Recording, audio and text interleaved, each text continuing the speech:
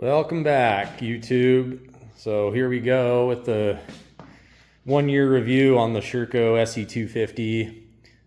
Also got another cool little part here. I'm going to be installing a lowering link. Talk about that here in a second. I got about 65 hours on the bike. Finally starting to get this thing dialed in. It's been a little bit more work than the beta was. My beta was pretty sweet right out of the box. Didn't have to do much adjusting to the suspension or the chassis at all. This has been a little bit more of a challenge, but it's also been a bit of a learning opportunity as well. Just more of how to set up a bike and things to change, and sag adjustment, how it affects handling and all that sort of thing. One thing I did change, I did go back to the factory clutch lever instead of running the Midwest lever on there. It was a pretty long pull on the Sherco. I really liked it on the betas because with the stock lever on my 200, it was like a light switch. I mean, it was like that much movement and it was, engaged and slip. Here on the Sherco, it's got a pretty good linear pull. So with the Midwest, I was having to come all the way into the bars almost to get that slip that I wanted, and didn't really care for it.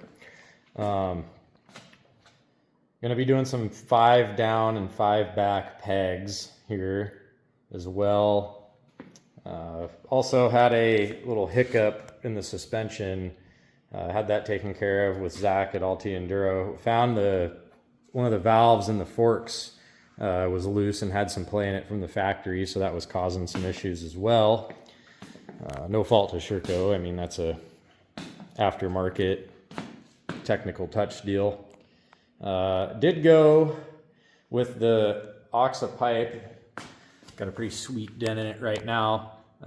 You can actually get the drain plug or the fill cap off without loosening up your entire exhaust system. So that was helpful. S3 high compression head, super good upgrade for the money. I think it was 150 bucks, and it really woke this bike up. It was pretty, down on power for a 250, so wasn't too excited about that. Also did the G2 quick turn throttle. This is the 025X cam, I think is what they call it, and that's full throttle. You're right there to there. So really made the bike a lot snappier, and thing has some good get up and go now. So that leads to the other thing of we got the power dialed in, but the handling wasn't necessarily what we had wanted it to be. So that leads us over to this adjustable lowering link here. And a lot of people think with a lowering link, it's because you can't touch the ground and you just want to make the bike lower. But that's really not the case for these adjustable links. Yeah, it will be lower to the ground and make it somewhat easier to touch, but it's mainly you're getting that extra caster adjustment, and it's really helping make the bike more stable. I had my 250 and my buddy's 300 that we were playing around with side by side, both 2025s, and the difference between the bike with the lowering link and without was unbelievable.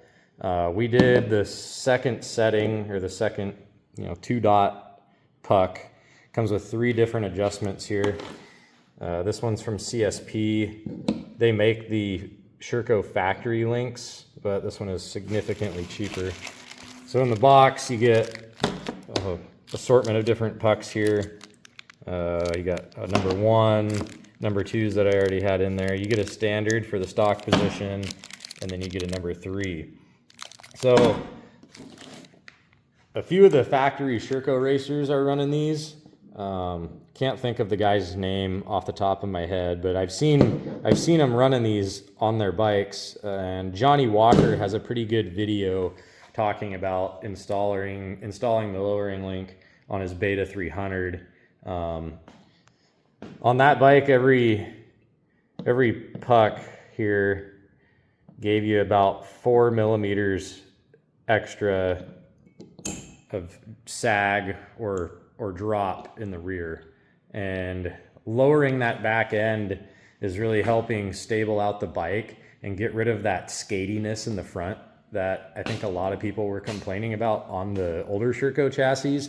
This one's not nearly as bad, but once that lowering link's installed, the bike just has a significantly better feel.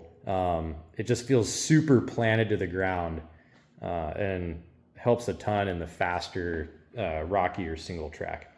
So is what we got. We got the sag right now. I've got it set at about 49 to 50. And I want to get that closer to about 45. So that'll give a little bit more preload back in the spring, how we like it. And then we'll be able to lower that rear 8 millimeters. So we're going to gain essentially 4 millimeters of drop with the number 2 puck on there. So we'll get this thing thrown on here and see what's what. So all right, we got her mocked up in here, not tightened down yet. So one thing I will point out is the 2025 and 26 Sherco bolts. They're a captive bolt. As you can see, they're locked in there. I'm just going to use a crescent wrench on there to hold it and tighten it down. But if you want, you can order a 2024 linkage bolt. Make it a little bit easier if you're going to be playing around with it. But I kind of already know where I want this set. I did set up my slacker before pulling off the old linkage, and right there, right on the money for 8. So what Johnny was doing in his video, he was pretty close to the Sherco as well. So say on the betas and the Shercos, 4 millimeter increments for the first, second, and third. So we're sitting at 8. So that's an additional 8 millimeters down in the back. I've also got my forks lowered all the way in the triple clamps. So that'll help with the stability as well. It was noticeable just dropping the sag and lowering the forks in the clamps. I'll probably leave it as it is, just so we're doing one change at a time and not changing multiple things. But I'm guessing I'll probably end up dropping those back to the first line. So we're gonna go ahead and get this thing tightened down and it should be good to go. But hard to see there, but some more cool anodized parts. Everyone knows the more anodized stuff you have on the bike, the faster it goes. So other than that, pretty happy with the Sherco so far. Had about 65 hours on the bike. Getting her dialed in pretty good, and I think after this, we'll be right where we want it to be. So if you guys got any questions, throw them at me in the comments. Try and get back to you, get a little bit more info on this bike. I know there's not a whole lot out there, especially on the 250s. Loving the 250 power. 300's great as well, but something about the top end on the 2-strokes just a little bit more exciting. So thanks for watching, guys.